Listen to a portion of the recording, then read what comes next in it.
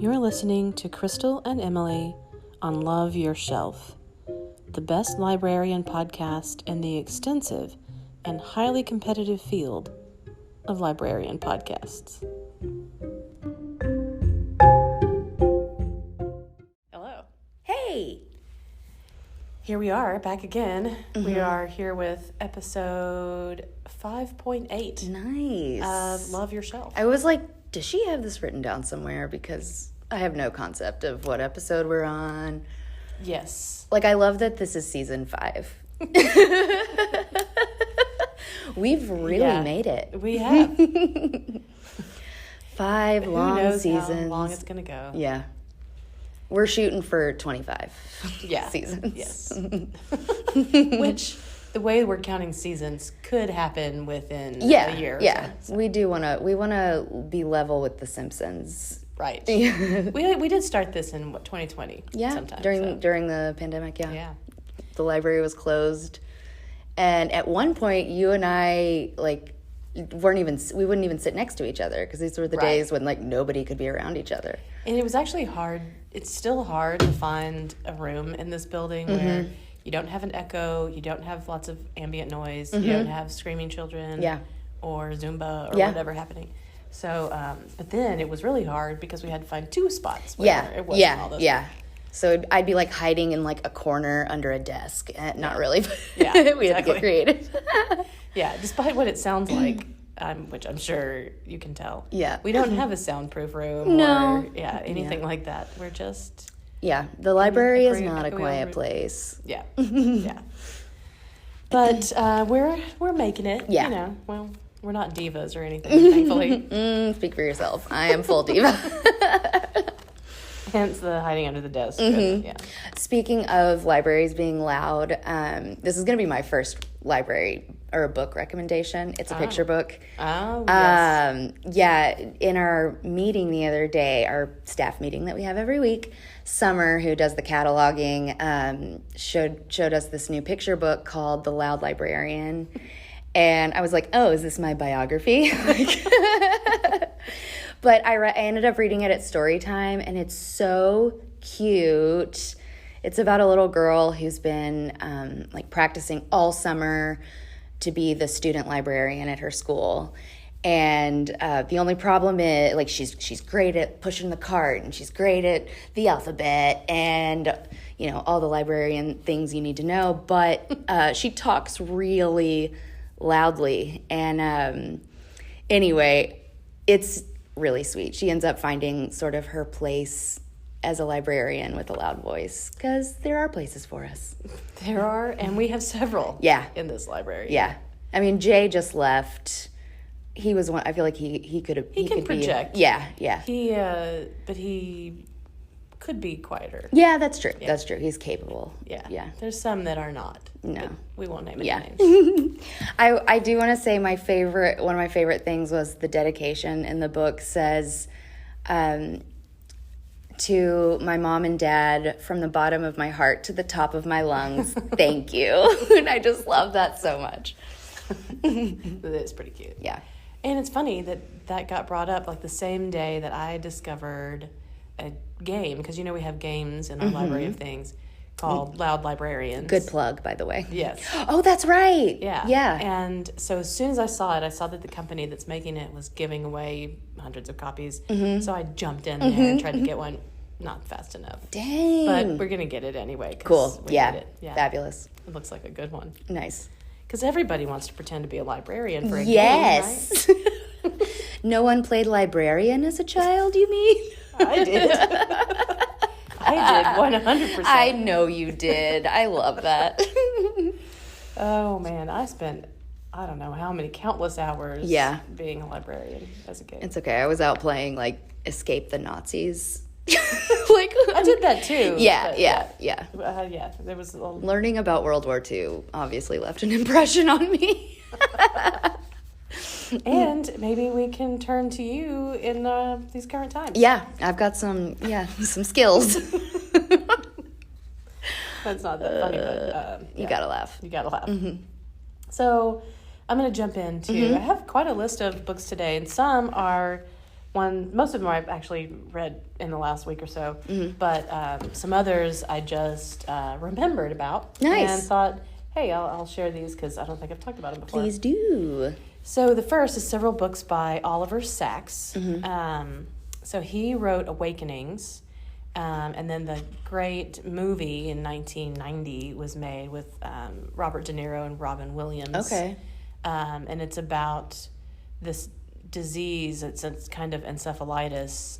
There was an outbreak. The book is about an outbreak in 1920, and then there were still some patients that had this in the 70s and 80s. Oh. And so Sachs was writing about, he's a doctor who was working with them. And so basically they're like, can't move or speak or anything else. And they didn't really know like what was going on with them. They gave them this drug called L-Dopa, and it unlocked them, or helped to unlock them. And so the movie is a real tearjerker. It's amazing. If you haven't seen it, highly, highly recommend that movie. I mean, it's a tearjerker, but it is not just like a miserable, horrible Is it thing. like a beautiful tearjerker kind of thing? Satisfying? I'm not going to say anymore. Okay. But yes. Okay. Just watch That can be, a not so simple question. So Right. Yeah. No giving away how it's going to end. But yeah, very good. He also he has written many other books. He is no longer with us. But he wrote a book called Hallucinations, which is just, he actually, I think, got interested in it partially because of his own like migraine experiences. And he's very easy to read. It's not highly technical. It's written for a broad audience. It's not just for doctors. But the book covers things like seeing little figures, like little people, or people that are losing their eyesight and they have this like whole other world of hallucinations, where people are visited from the dearly departed. There's all different kinds of things. Yeah, cool. And all of his books have, it's like kind of like cases, like, here's specific, this case. And, people. He's a great writer, at least in the sense that he really cares about his subjects, and he is obviously he's an expert. He's extremely knowledgeable about it. But and they're not just cases; they're people and that kind of thing. Also, he wrote The Man Who Mistook His Wife for a Hat and Other Clinical Tales. I hate it when that happens. And so it's about... I hate when Nick mistakes me for a hat. He tries to wear me on his head. Yeah, exactly. Knock it off. Quit it. Yeah. So it's like different people who lost their memories, which, that's always a fascinating thing. Yeah. How do you cope with that kind of thing? People who their limbs become alien to them. Oh, that's Can so you weird. Imagine? People who suddenly have these just unbelievable talents and gifts that they are inexplicable. Oh my gosh, yeah. So all different kinds of neurological disorders. So if you are into that kind of thing, even if you're not, I think there's really something there for everybody in each of those books. Fascinating guy. Very cool. And I also read a new collection by Margaret Atwood of The Handmaid's Tale. Yeah. And it's called Old Babes in the Wood. And it's short stories. Margaret Atwood. Yep. You really... You yep. know, the only book of hers that I thought was kind of hit or miss was her follow-up to The Handmaid's Tale, The Testament. Yeah. Because it kind of picks up where the TV series left off, which I just thought was a very strange way of going about it. Was she involved in the show? She the must writing be of in it? some way. Because that's the only way I would think that she would. Now, I don't think about it. She's not writing it. I mean, I think she just is consulted on it. But, yeah. That's really weird then. Because the show went beyond pretty quickly right. what the book right. Covers. and then it goes down a particular path, and then her book that follows up to it, the Testaments, it's definitely like I wonder what informed by that. I didn't realize that. I wonder why that was the decision. I don't know. Like, was a book needed? A second part? It goes in it follows a different character than what the show does. So I think I can see, and there are people that really liked it. And I wouldn't say it was bad. I just thought it was a strange thing to do that. You don't really see that that much. Totally. Who knows? Yeah. What do we know? Yeah. She's the, expert. But the collection is funny, much more funny than lots of her other books. Cool. So, and also funnier than Handmaid's Tale. You mean? It's a low bar, yeah. Yeah, I can't think of a single funny thing. Yeah, cracks me up every time. Yeah. But this is very different from that. And it still has, heartwarming things. Yeah. It's got all the emotions. Yeah. Love it. Yeah. I love a roller coaster. Exactly. And I also, I like writerly writers. So I read a book. I started it a while back, revisited it again because I read one of her novels recently. So I read Words Are My Matter, which is by Ursula K. Leguin. And it's writings about life and books, 2000 to 2016. And she was an amazing science fiction writer. Lots of things have been adapted from her work. And the book that I read recently was The Lathe of Heaven, which is a classic.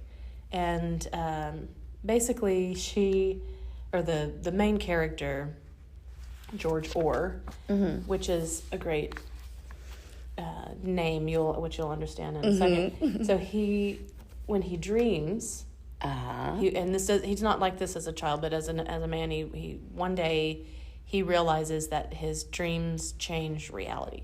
Oh. So if he dreams something, it becomes true. Oh, dang. And so he goes to a psychiatrist who really quickly realizes, hey, this is pretty powerful. Oh. And he has this, machine that he wants to work with. The psychiatrist? George. Yes. Oh, good. Yeah. And so it's like you could imagine the kind of things that happen. We'll leave it there. My goodness, yes. And it's definitely sci-fi because at first it's kind of these mundane things that he's able to change. But then with the assistance of this psychiatrist, it's kind of like the sky's the limit. Oh, like there's some control. What you can change. Yeah. And so it's in the, it kind of reminded me because it's older, of the Twilight Zone or something. Yes, I could totally picture that being. There's this kind of tongue-in-cheek. It's horror. It's horrifying, but it's cheesy. Kind of funny. Yeah, cheesy is the word we would use for it today. Yeah, but not in a negative sense. Yeah, no, totally. Like in the Twilight Zone. Yeah. But yeah, really good. But her book about writing, there's chapters like Learning to Write Science Fiction from Virginia Woolf. Cool. Or What Women Know. Or it's a lot. Hint. The Death of the Book. And she talks about, that kind of thing. And Teasing Myself Out of Thought. So it's for writers, but also just for anybody who's interested in literature, who's interested in her and her, how she went about writing, how she came up with the things that she did. So I think that sounds really cool. Yeah. Then I read The Gap of Time by Jeanette Winterson, and it is, what did they say? It's a retelling of The Winter's Tale by Shakespeare. I think they called it not a redux. Anyway, they call it there's a replay specific or something. Yeah, but it's basically about a group of characters who are there's a mogul character who is the king. And then he has, he's extremely jealous of his friend. And, it's Shakespeare. Yeah, I was going to say, it sounds like Shakespeare. And so his wife is about to have a child, and he thinks that it's the result of an affair between his friend and his wife. Oh, God. And so go to therapy, bro. Exactly. Yeah. I don't need your paranoia ruining my life. Yeah. And it really does. It really ruins everybody's life. Classic Shakespeare, yeah. But also in Shakespeare fashion, you can expect it to be kind of neatly wrapped up at the end. Yes. So that's what I'll say. But it's set in London after the 2008 financial crisis. And then to this, like, a fictitious American city, New Bohemia. Oh. And it's so it deals with all of this, like, really contemporary stuff, but it's got that Shakespeare main story. style. Yeah. So Love it's it. good. And it's a quick read. It's page turner. For Cool. Sure. Yeah. And I'm just kind of going back and forth between fiction and nonfiction, but that's okay. I'll allow it. Okay, I'm not getting too confused. Okay. I didn't think that was like, real life. I'm like, wait, whose biography was that? And I read She Wants It, Desire, Power, and Toppling the Patriarchy by Jill Soloway. Mm-hmm. And she is a writer, movie director, Renaissance the person woman behind Transparent on Amazon. Oh, yeah. And so it's really a memoir. Cool. And it's about, like, because the Transparent is about her own experience with her father. Yes, that's right. And so it really goes into detail about all that, but it also goes into the development and shooting of the show. In fact, cool. I was watching the show and had to stop reading the book because I was getting ahead of what was happening in the show. Yep. Because the show came out several years ago. Yeah. I just got into it recently. Nice. I've always wondered about it. It's good. It's sad and dramatic and happy and funny and all the things. Another roller coaster. Yes, it is. And speaking of roller coaster, but this one only goes downhill. Oh, God. Those are the worst kind. Just a constant downhill. Yes. So I read this 20 years ago at least. Mm-hmm. But there's a new local used bookstore, Dead Tree Dreams. Mm-hmm. And they are starting a new book club. Yeah. Led by our friend Amy. She's leading it? Yes. I didn't know that. Congratulations, Amy. Yeah. And they chose for the first book. I'm not going to be able to go to it, but I went ahead and read it anyway because you're a supportive friend. Exactly. Who likes to read. Because I was expecting to go and then found out I couldn't go. Aw, man. I know. But we'll go to the next one. Okay. But the book in question is One Day in the Life of Ivan Denisovich. Okay. By Alexander Solzhenitsyn. And, oh, God. Way to go with the pronunciations, by the way. Thank you. I really tried on that. But it's about a labor camp. Oh. In Stalin's forced work camp. And it's exactly what it sounds like. It is bleak, and it's good. It's very short. I'm sure it is, because, nobody wants to read a long book about that. Yeah, I don't need more details. Yes, exactly. But, it's about this character who just centers on one person, Ivan Denisovich, who's going through, like, sun up to sundown and all of the sort of horrors of a work camp. Mm-hmm. And, yeah. So, really glad I read that again in my lifetime. Just kidding. It's a brilliant work of art. Of course. People should read it. Yeah. Brilliant works are often hard. Yeah. So, yes. Understandable. Yes. Did you watch, like, Looney Tunes afterward? I'm just kidding. Yeah. My version of that. Yeah. Looney Tunes, I think, would make me even more depressed. I haven't thought about Looney Tunes in so long. That was just like the cartoony cartoon name that I could find. Yeah. Right. I should try that next time. Turn on some Looney Tunes. We'll see what happens. And then, let's see, I've got several more. Just really going through it. But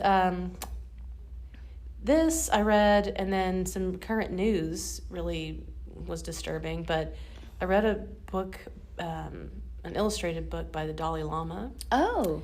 Called Heart to Heart, A New Guide on Compassion, Climate Change, and Living a Meaningful Life. Aw. But he was in the news recently about very inappropriate behavior with a child. Really? Which was a stunner. I didn't know that. Yes. I missed it. Yes. Oh, man. Bro. I'm just... Dalai Lama. You're like, calling him bro. I mean... Well, if you act up... Yeah, if you act up, I don't have a lot of respect for you, so bro. So, yeah. I don't know... No, nobody knows much about the story except that his people issued an apology about it, so... Great. Yeah, look that up if you want more details. We won't go into that. But yeah, I liked it when I read it prior to this. Right.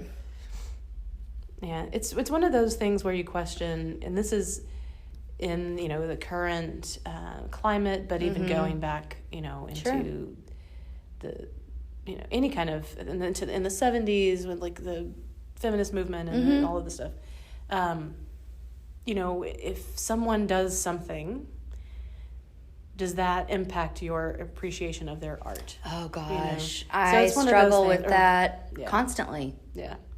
And everybody, I think, has to think about that for themselves. Yeah. We won't lead that discussion right now. No, but it does bring that up. Yeah. I don't think you can mention it without saying, there's questions there. Mm-hmm. But. Yep. Moving on. To something that perhaps we can... even more depressing. Oh, God, what are you doing to me? We'll go back the other direction. I'm kidding. In a minute. But, so one of my former favorite authors was Paul Auster, and many of his more recent books I haven't really That's enjoyed. Right, But he wrote a nonfiction book called Bloodbath Nation. Oh. And it has photographs in it by Spencer Ostrander, and it's about gun violence. And it's basically his just like questioning and thoughts on his opinion on gun violence, what should be done about it. And the Spencer Ostrander's photographs are of the spaces where these attacks have taken place. Just empty. Like, it's not like during the event, but just like years later, this is the place where that happened. And it's very stark, really dark. Yeah. But it's timely. It is. People need to be talking about it. Yes. And wherever you fall on it, I think everybody should be thinking about it. Yes. And considering all of the different points of view. And all different points of view. Yes. So it's a very short book. It's more of like a long essay format, and I would recommend it. He's an extremely intelligent guy, and not just some dude off the street. Yeah, he knows things. He's worth listening to or considering. Yes. And then the last book I'll discuss is The Milky Way Smells of Rum and Raspberries by Jillian Scudder. Great title. And so she's an astrophysicist, but this is like a kind of funny, obviously from the title. If it were serious. No, literally, we know this. But so she takes these like sort of short chapters on different topics. It's written for the layperson, and it has like funny, quirky, cute little footnotes and stuff. Kind of tongue in cheek. Love it. But it is about real science and real things that people probably don't know. That's great. Like, it's my favorite way to read about science and things like that. Exactly. It is. Yes. It's the way it speaks to me. Yeah. If you're not an astrophysicist yourself, this is the kind of thing that you want. Yeah.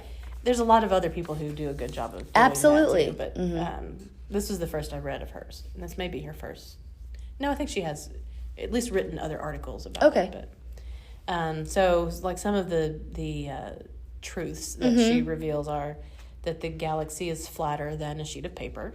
In like the scheme of things. Oh my God. It doesn't blow your mind? Yes. That supermassive black holes can sing a B flat. That's the sound that it makes. What? That it rains iron on a brown dwarf. What? Yeah, exactly. Lots of stuff. That you could grow turnips on Mars if its soil weren't full of rocket fuel. Oh. And that the universe is beige. Oh, yeah. Come on. So, yeah. So lots of things like that. Of course, there's those statements then that are, extrapolated and explained how they come up with that. No, that's so cool. So it's also not a hefty tome. It's a fun short read. Cool. Yeah. And so then we'll shift into what we're watching. Okay. What you watching, girl? Some good, some bad, as usual. I'm gonna jump in. Yes. Very quickly because I'm just doing a double stamp of approval on Severance, which Nick and I have been watching on Apple Plus. Crystal talked about it a while back, but it is so good. It is. It's really sharp. Mm-hmm. It is. That's a great word for it. Funny. It is. It's quirky. It's creepy, but not. It's not too unsettling. It's thought provoking. Mm-hmm. Yeah. The actors are great. Oh my gosh, John Turturro, Christopher Walken. Did not know he was going to show up. First of all, right? Yeah, but I think that's what's fun. At least to me, that's kind of funny about Apple Plus is I've discovered so many things there that I wasn't hearing about elsewhere. I know, same. And these great actors are in it, and they need to advertise better. They do, because I've been telling so many people, look, we're doing this free trial, but I'm gonna keep it after this because there's a bunch of good stuff on there. Yeah, I think everything I'm watching, except The Power, is on. That's on Amazon, but everything else I'm watching is on Apple Plus. Yeah. And there's I have a backlog of stuff on there that I plan to watch, but that I haven't gotten to yet. So. Yeah. Well, and I was telling you, I knew the concept of Severance. It's that the people can have this company. There's this company, and the people who work there. I guess you have to decide to work there based on the fact that you get this. This surgery done in your brain. This procedure. Where basically your work life and your home life are completely separate. You have no memory of home while you're at work and no memory of work while you're at home or in your personal life. Mm-hmm. And, but yeah, the idea that that means the version of you that's at work, that's all they know. Mm-hmm. And that would make you crazy. Yes. Regardless of how much you care about your job. Absolutely. And some of them, aren't too bothered by it. I know. They love it. And I was immediately I'd be the girl. I'd be immediately why are we okay with this? Asking questions. Yeah. And then things get topsy-turvy. Yes. Oh. It kind of reminds me of a Charlie Kaufman movie, being John Malkovich or something like that. Oh, totally. The vibe is much like that. And it's in that, it's because it's quirky, funny, it's sometimes silly, but it's so smart, and they think of all of the ways that this could be drawn out or become a problem. Yes. And then there's still stuff. I mean, I finished the season, and there are things that are introduced that I figured you don't know about what's going on. I'm really loving it. Yeah. I was kind of surprised. I don't know. I thought it'd be good. I'm watching several good things right now, but I've thought about that one nonstop. Mm-hmm. Anyway, highly recommend. Yes. Okay. So I'm going to start with a couple of movies. Okay. And both of them have gotten a lot of, at least people talking about them. The first one is Elvis, which is now on Hulu. Yes. I've almost clicked it a few times. Yeah. I knew the story, my mother is the biggest Elvis fan, probably. And, like, just growing up, we grew up watching all the Elvis movies and, you know, all this kind of stuff. So, knew the story, you know, knew the biography. The guy, Austin Butler, who plays him, does a good, you know, good job. Mm-hmm. Some of the other characters do a better job, oddly enough. Tom Hanks plays Colonel Parker. Okay, I knew he was... really the story hinges on him because he's the mysterious figure who made himself up. What do you mean? I don't know this. That's not his real name. What? Yeah. Who is he? He was a con man. He was Elvis's manager. What? Mm-hmm. So weird. Yeah. And it just really... that factors into so many of the decisions that were made. And so oh my gosh, if you don't know about that, like, they were really, really at odds for a long time. Elvis and this guy? Yeah, at first Elvis was really loyal to him. Like, he's made me, you know, who I am. Because as soon as this Colonel Parker, whatever, saw him, he's like, this guy. And, like, how old was Elvis at the beginning of his career? 19 or something. Gosh, he was very young. Mm-hmm. And so kind of, you know... naive and... reached, heights of fame, and then stuff happened. He ended up going to... in the army. Yeah, which I just watched... the biggest part of his fame. I recently watched Bye Bye Birdie, the musical. I was in it when I was in, 8th grade at the Lamplight Theater. I was just, a chorus person. But, because it's based on... Elvis, leaving and joining the army, but it's such a ridiculous, fun, silly musical. That is a good musical. Yeah, the scene where he sings to everybody in the town square, and by the end, all of the women are just passed out on the ground. I mean, he really did have that effect. Yes, I mean, you see videos from girls in the audience. I mean, my gosh, they're the movie. So Baz Luhrmann is the one who directed it, and so while it's based on factual stuff, there's a lot of over the top kind stuff. of so almost fantastical elements in his stuff. I mean, it's more toned down than say Romeo and Juliet or whatever, but it's still got those elements that are more which is so funny. When I was younger, I don't know. I feel like when I was in my 20, late teens, early 20s, I thought Baz Luhrmann was so cool and his style was so cool, and I don't know, I don't have as much patience for it as I've gotten older. I'm definitely more critical of it, but I'm still I'm interested in this movie. It seemed like he maybe had gotten that note.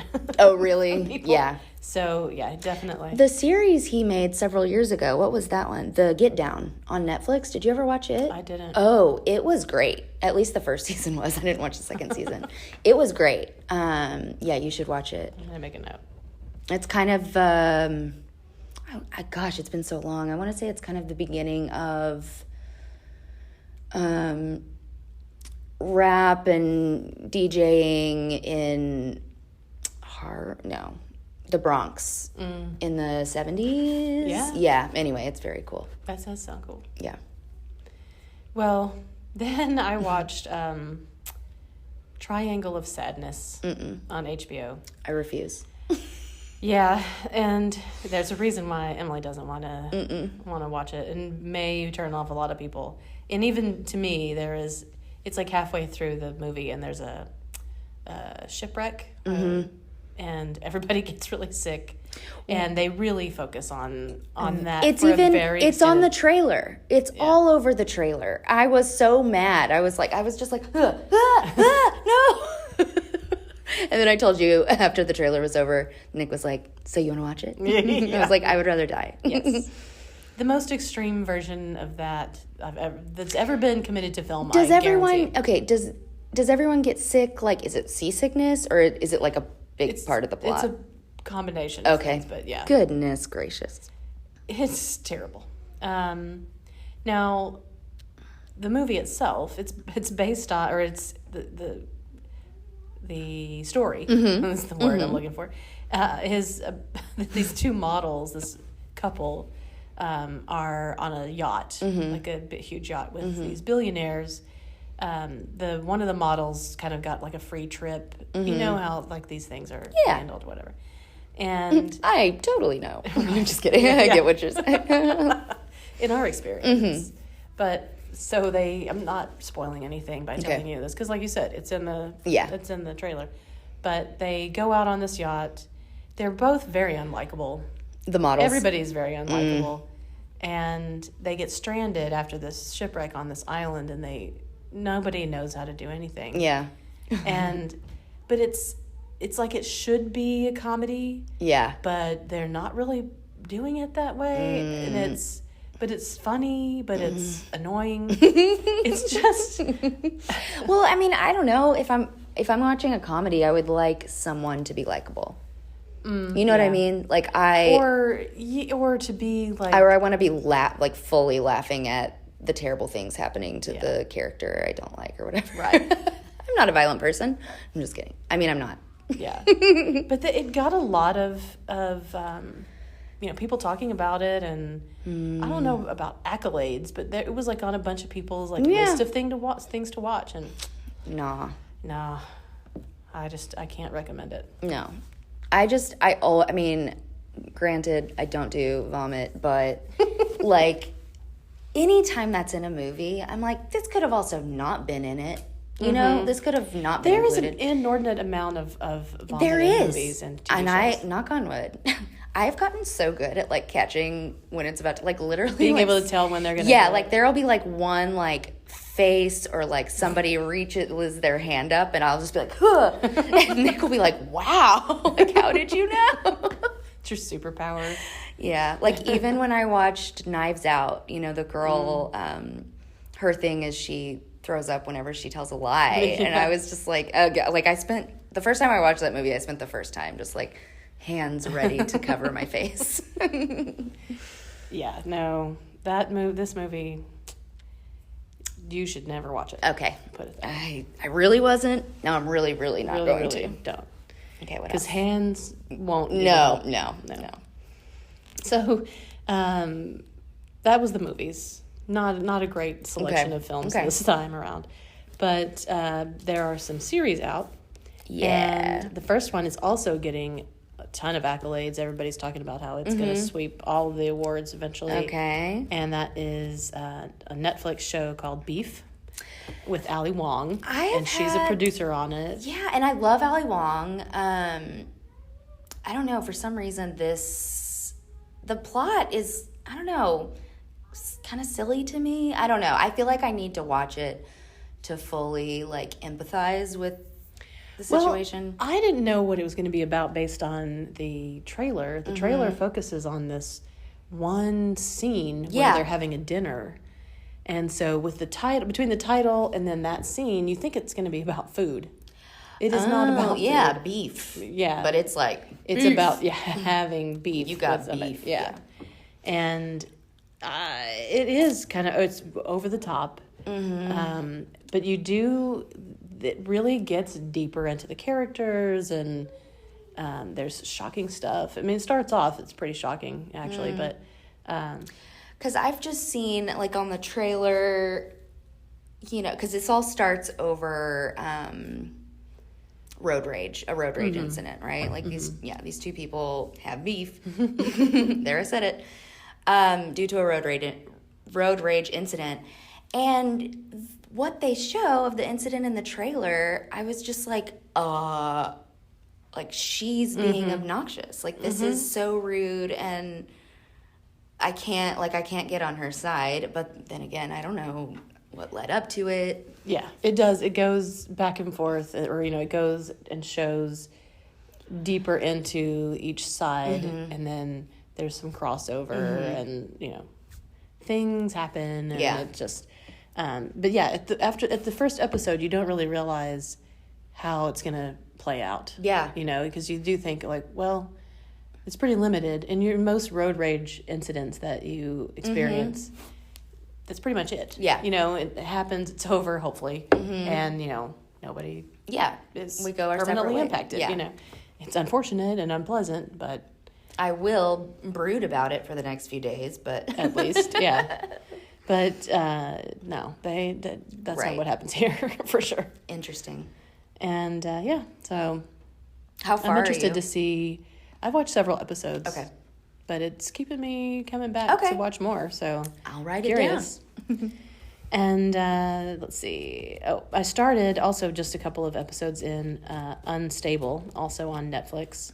And Rob Lowe is the main character with his son, who plays his son. Oh, okay. I didn't know that. Yeah. I've not seen it. But basically, he plays like a tech mogul. Mm-hmm. And he's like a goofball, like, you know... wait, the son? No, Rob Lowe Got plays it. the mogul, and he like created this company, and like he's a disruptor, and, you know, but like the extreme cheesy version of it, where he's new agey and like all of this stuff, doing like backflips when he enters the room, like woo, kind of, yeah. It's not that vibe, for sure. Yeah. And his son, he tried to make his son in his image, who of course revolted and became a.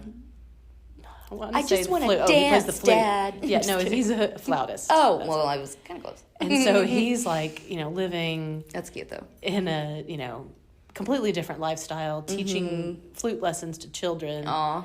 And then the father, they lose the mother. She passes away, and the Rob Lowe character just kind of spins out, and so this huge company is kind of really worried about run, and okay. So they try to bring the son in to rein him in and help out. Yeah, I'll check it out. And it's very funny. It's like it's a straight up comedy. It's not, there's nothing serious about it. So it remains to be. You know how it is with a comedy. It kind of takes a little while for them to figure out the tone, find their footing. Yeah, totally. But no, I'm intrigued. Katie, here, who works here at the library, was telling me about it yesterday and said it's really funny. So yeah, 2 recommendations in 2 days. I'll take it. Yeah, try it out. And then I started Tiny Beautiful Things. It's on Hulu. Yes, it's based on a book by Cheryl Strayed, who wrote Wild. Which was the movie with Reese Witherspoon, and it stars Kathryn Hahn, and it's about a person who writes advice column. Okay. And I just started it, so I won't say much else about it because I'm not real sure how it's going to go. Where they're going. Yeah. Okay. Try it out. Okay. I was kind of waiting. I was like, do you think it's worth ignoring even? Okay. Yeah.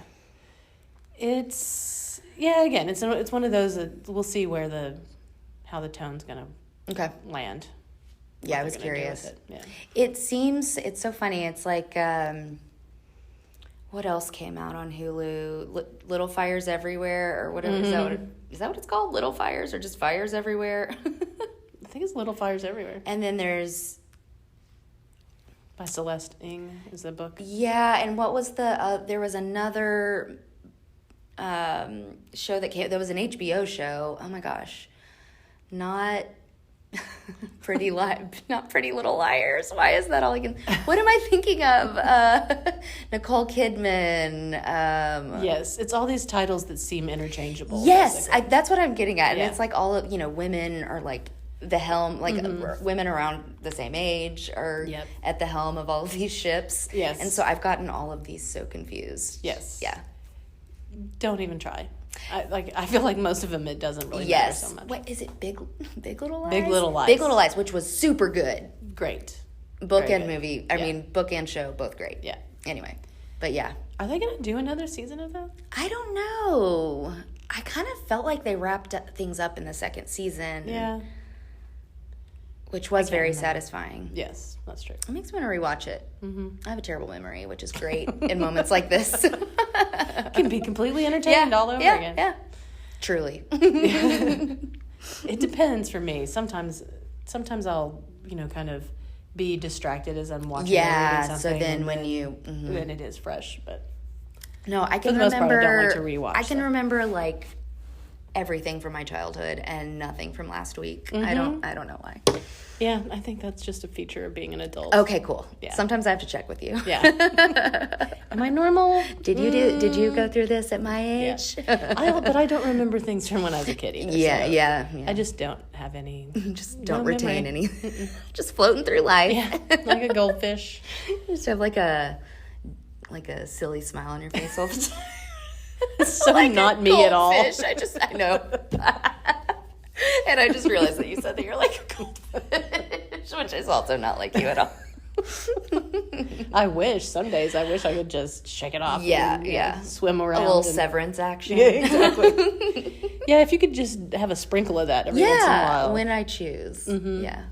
Yeah, not when somebody else chooses. No. No. So the last thing I want to talk about is I don't even know what to think about this, and I didn't hear anything about it. It just popped up as like, hey, do you want to watch this? Oh my gosh. And it's on Freevee, which is part of like Hulu or part of some other I don't know, but thing. it like just I feel like it's maybe just Amazon already there on like any Roku device I've had. Yes. Like I didn't download that. It's just exactly. there. Yeah. And used to it would be like where you would see syndicated stuff or like old stuff. Yeah. But this apparently is a new thing. I feel called like Jury Duty. Okay. And writing it down. James Marsden plays himself. Love. And he gets called for jury duty along with this other cast of characters. Can you imagine? And so when I just watched the first episode, I did not know what was going on. Mm-hmm. And it's bonkers. Oh my gosh. And then I didn't pick up on it. I picked up that there's this one main guy that's not James Marsden, who they're kind of following, you know. Okay. And after a few minutes, I was like, what is the deal? Because I just didn't, maybe I wasn't focused on it enough when it started. But he is a real guy who doesn't know that everybody else is an actor. Wait. And real they're life. pretending to be in jury duty. Whoa. Okay, so the show is not about this concept. That really is the concept? The guy is just a real Thinks regular he's guy. On a jury? Yes. How did they choose this guy? I don't know. But they did some kind of... He just got called in for jury duty? They tell him that it's a real jury duty, but that they're doing a documentary of the process. So that explains all the cameras and everything. Oh my God. And then all of the actors, there is one or two that I've seen as like extras or like, you know, real bit part actors. Small parts, yeah. But nobody's recognizable. Except James Marsden. Except James Marsden. He's playing himself. He's like, and that was the part that really kind of twisted my noodle, is that he's talking to this guy, and I thought, okay, this is all a joke, because he does a perfect bit where... you know, James Marsden is like, you know, I was an X-Man or whatever. And the guy, and then he says that he's in some other movie, which I can't remember. Oh, The Notebook, you know? Oh, yeah. And the guy's like, oh, really? And then the next day he comes back, he's like, I watched that movie that you were in, man. Stop. And it's just hilarious. Oh, my gosh.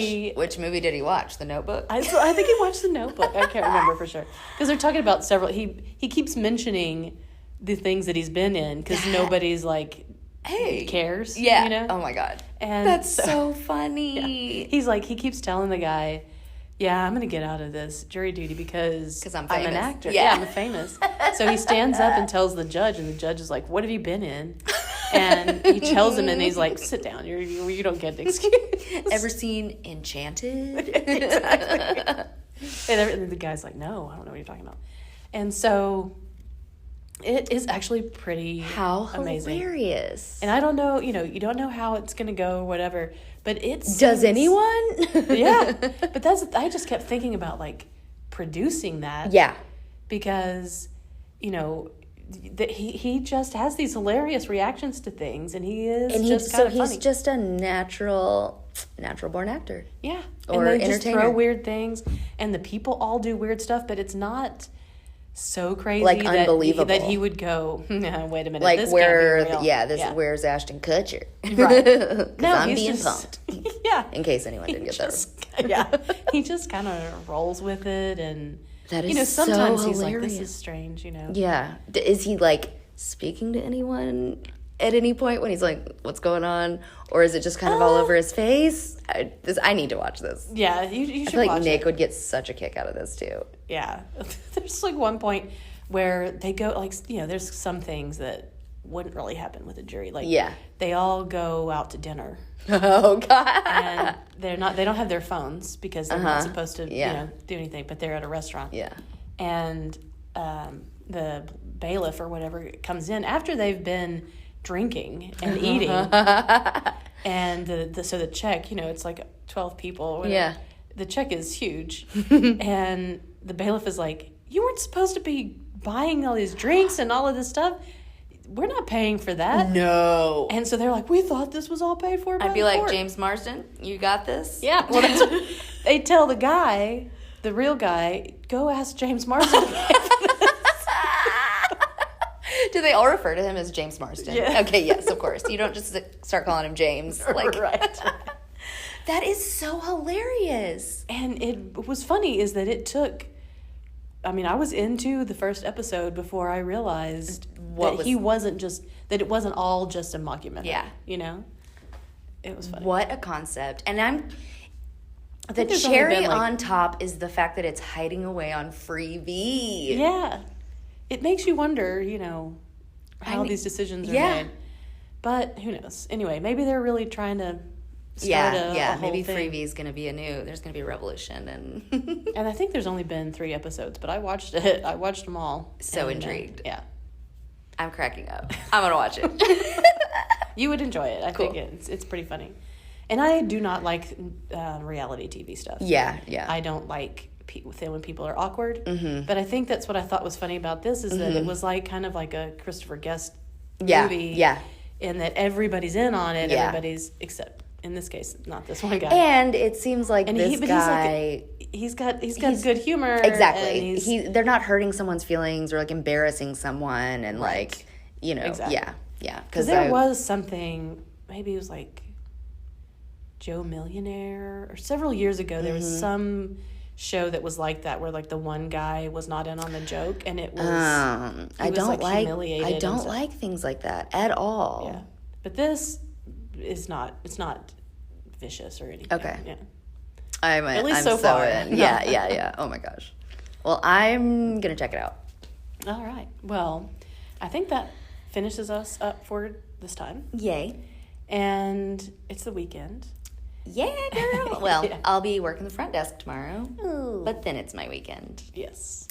Well, this is the only weekend this month that I'm having 2 days off in a row. Go So sleep and play and do all the wonderful all the self-care things that you could things. do. Yeah, fit it all in. I will do it all. And then I'll be exhausted by Monday. Yep. I'm crying. Just kidding. Right.